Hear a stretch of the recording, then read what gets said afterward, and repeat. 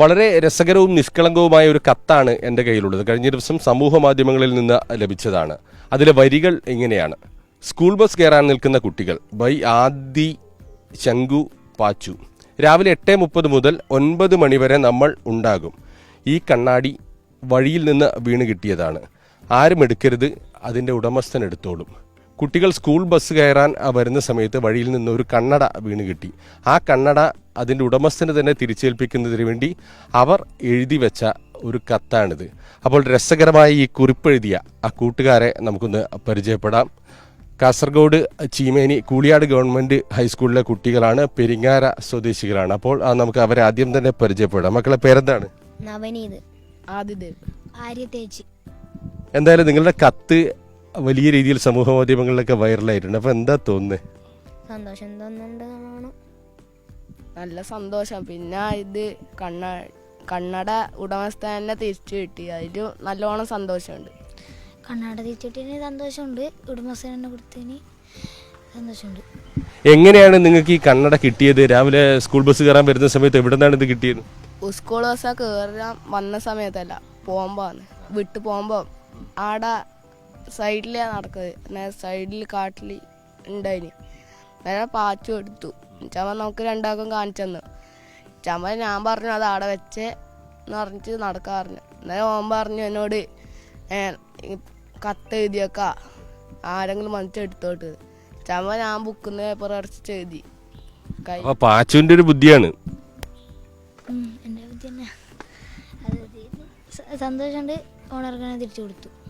മക്കളെ, അപ്പൊ നമുക്കിങ്ങനെ സാധാരണ കുട്ടികൾ ഇതൊക്കെ കിട്ടിക്കഴിഞ്ഞാൽ ഒന്നുകിൽ എടുത്തുകൊണ്ട് പോവുക, അല്ലെങ്കിൽ വഴിയിൽ കളയൊക്കെയാണ് ചെയ്യുക. നിങ്ങൾക്ക് അങ്ങനെ തോന്നാനൊരു ഉണ്ടായൊരു പ്രേരണ എന്താണ്?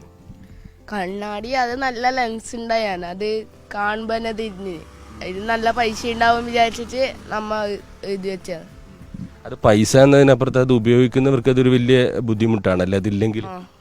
അവര് എപ്പം രാവിലെ പത്രം വായിക്കുന്നതാണ്, കണ്ണാടി വെച്ചിട്ട് വായിക്കല്. അതൊരു ബുദ്ധിമുട്ടാവും കൂടി വിചാരിച്ചിട്ട്. അന്നേരം ആരെയും മനസ്സിലായില്ല ഇത് ആരുടെ കണ്ണടാണ്? ഇല്ല, അതുകൊണ്ടാണ് എഴുതി വെച്ചത്. അപ്പൊ നിങ്ങളിങ്ങനെ ഈ നിങ്ങളുടെ ഒരു സത്യസന്ധതയൊക്കെ ഇങ്ങനെ കയ്യടി കിട്ടുകയാണ്. അപ്പോൾ നിങ്ങൾ എങ്ങനെയാണ് നിങ്ങൾ ആ രീതിയിലേക്ക് ഒരു കത്തെഴുതുന്ന രീതിയിലേക്ക് നിങ്ങൾ വളർന്നു വന്നത്? ഇപ്പോൾ നിങ്ങൾ ബാലസംഘത്തിന്റെ പ്രവർത്തകരാണ് എന്നൊക്കെയാണ് ഇവിടുന്ന് നാട്ടുകാരൊക്കെ പറഞ്ഞത്.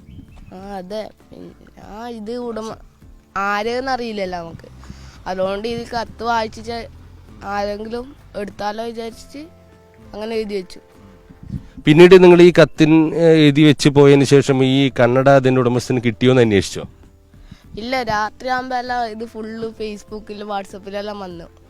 എന്നിട്ട് പിറ്റേ ദിവസം ഇങ്ങോട്ട് വരുമ്പോൾ ഞാൻ കുട്ടാട്ടെ നമ്മളെ വിളിച്ചിട്ട് ഫോട്ടോ എടുത്ത്. ഇന്നലെ പറഞ്ഞ് കണ്ണാടി കിട്ടി, ഇന്നലെ സാവിത്രിയമ്മ വൈകുന്നേരം സന്ധ്യക്ക് തന്നെ വന്നിട്ട് എടുത്തിരുന്ന പറഞ്ഞു. കുട്ടാട്ടനാര് ഈ ഫേസ്ബുക്കിൽ ആദ്യമായിട്ട് പോസ്റ്റ് ഇട്ട അനിൽ കല്യാണി. കൂട്ടാണ്. സന്തോഷായി. നല്ല കുറച്ച് റീച്ചെല്ലാം ഉണ്ടായി, അത് സന്തോഷായിനി. പിന്നെ ശിവൻകുട്ടി സാർ ഇട്ടത് തന്നെ നല്ലോണം സന്തോഷായി. അതാണ് വിദ്യാഭ്യാസ മന്ത്രിയാണ് നിങ്ങളുടെ ഫോട്ടോയും ഇതൊക്കെ എടുത്തിട്ട് ഫേസ്ബുക്കിൽ പോസ്റ്റ് ചെയ്തത്. അപ്പോൾ നല്ല സന്തോഷം. പക്ഷെ അതിലത്തെ കമന്റ് ചിലതെല്ലാം സങ്കടപ്പെടുത്തി. അത് എഴുത്ത് ശരിയില്ല എന്നെല്ലാം പറിച്ച് അത് ഞാൻ കൈമ വെച്ചിട്ട് എഴുതിനി. അതുകൊണ്ട് പേപ്പറിലല്ലേ കീറിനയച്ച് 4 വടക്കിലാണ് എഴുതി. അന്നേരം അങ്ങോട്ട് അക്ഷരത്തിന് ഇതൊന്നും നിങ്ങൾ വിഷമിക്കണ്ട കേട്ടോ. ഇത് എന്ത് സംഭവം വന്നു കഴിഞ്ഞാലും രണ്ടഭിപ്രായം പറയുന്നവരുണ്ടാവും. പക്ഷെ എല്ലാവരും നിങ്ങളുടെ ഈ സത്യസന്ധതക്ക് ഇങ്ങനെ കൈയടിക്കുകയാണ്. അപ്പൊ അതുമാത്രം നിങ്ങൾ നോക്കിയാൽ മതി കേട്ടാ. അങ്ങനെ അധികം വിഷമിക്കൊന്നും വേണ്ട. വിഷമുണ്ടോ? ഐഡിയ. വിദ്യാഭ്യാസ മന്ത്രി സ്കൂളിലെ നമ്പറൊക്കെ വാങ്ങിച്ചു എന്ന് പറഞ്ഞിട്ടുണ്ടായിരുന്നു. ആരെങ്കിലും വിളിച്ചിരുന്നോ? വിജീഷ് മാഷ് പറഞ്ഞു എന്നോട്, നമ്മളോട് 3 ഒരുമിച്ച് പറഞ്ഞു. മന്ത്രിന്റെ പ്രൈവറ്റ് സെക്രട്ടറി വിളിച്ചിട്ട് അഭിനന്ദനങ്ങൾ പറയാൻ പറഞ്ഞു. അമ്മോ, ഇതിൽ കൂടുതൽ പിന്നെന്താ വേണ്ടേ? പറഞ്ഞു വേണ്ട, നല്ലോണം സന്തോഷമായി. എത്ര ലക്ഷം കുട്ടികളുണ്ട് കേരളത്തിൽ, അതില് നിങ്ങളെ 3 പേരെ വിളിക്കുകയാണ്. അന്നേരം അതിനും കാട്ടി സന്തോഷമായി. ഏതായാലും കുട്ടികൾ അതിന്റെ ഉടമസ്ഥന് തന്നെ ഈ കണ്ണട കിട്ടണമെന്ന ഒരു താല്പര്യത്തിൽ അതിൻ്റെ ഭാഗമായാണ് ഈ കത്തിങ്ങനെ എഴുതി വെച്ചത്. അപ്പോൾ സ്വാഭാവികമായും ഈ കണ്ണട കിട്ടിയ ആളെ കൂടി നമുക്ക് പരിചയപ്പെടണ്ടേ. അപ്പോൾ അതിൻ്റെ കണ്ണടയുടെ ഉടമസ്ഥൻ പെരിങ്ങാരയിലെ കൃഷ്ണേട്ടനാണ്. കൃഷ്ണേട്ട, ഈ കണ്ണട എങ്ങനെയാണ് നഷ്ടപ്പെട്ടത്? നഷ്ടപ്പെട്ട ഞാൻ എപ്പോഴും കീശിലിട്ട് വീണിട്ട് അങ്ങനെ അത് കിട്ടിയതാണ്. അതെ അല്ലേ, ഇത് കണ്ണട പരിധി നടന്നോ? കുറച്ച് സമയമാണ് അതിന്. ഞാൻ ആടെ നിന്ന് അങ്ങോട്ട് വരുമ്പോൾ അങ്ങനെ കണ്ടു. അങ്ങനെ ഇവരെന്നോട് പറഞ്ഞു. പിന്നെ ഈ ബസ് സ്റ്റോപ്പിൽ വരുമ്പോൾ എന്താ ഈ കത്തും കണ്ണടയാണ് കണ്ടത്? കന്നഡ കണ്ടു. അല്ല, കത്ത് ആദ്യം കണ്ടു, പിന്നെ കന്നഡ കൈമ കിട്ടി. അപ്പോൾ ഈ കത്ത് വായിച്ചപ്പോൾ ഒരു കൗതുകം തോന്നിയിട്ടാണോ അത് വീട്ടിലേക്ക് എടുത്തുകൊണ്ട് പോയത്? കൗതുകം തന്നെയല്ല, കന്നഡ ഇല്ലല്ലോ, അപ്പോൾ ഇങ്ങനെ കാണാതുകൊണ്ട് അത് ആശ്ചര്യപ്പെട്ടു. പിന്നെ ഈ വീട്ടിൽ പോയി കത്ത് പിന്നെ മകൻ അനിൽ കല്യാണി ഫേസ്ബുക്കിൽ ഇട്ടതാണല്ലേ? ഈ കണ്ണട ഇല്ലെങ്കിൽ വലിയ ബുദ്ധിമുട്ടാണ് നമുക്ക്, എന്ന് വെച്ചാൽ അപ്പോൾ അത് ആ സമയത്ത് ഒരു വേവലാതിപ്പെട്ടിട്ടുണ്ടാവും. വേറെ കന്നഡ ഇല്ല, ഒന്ന് ഇതായിപ്പോയി.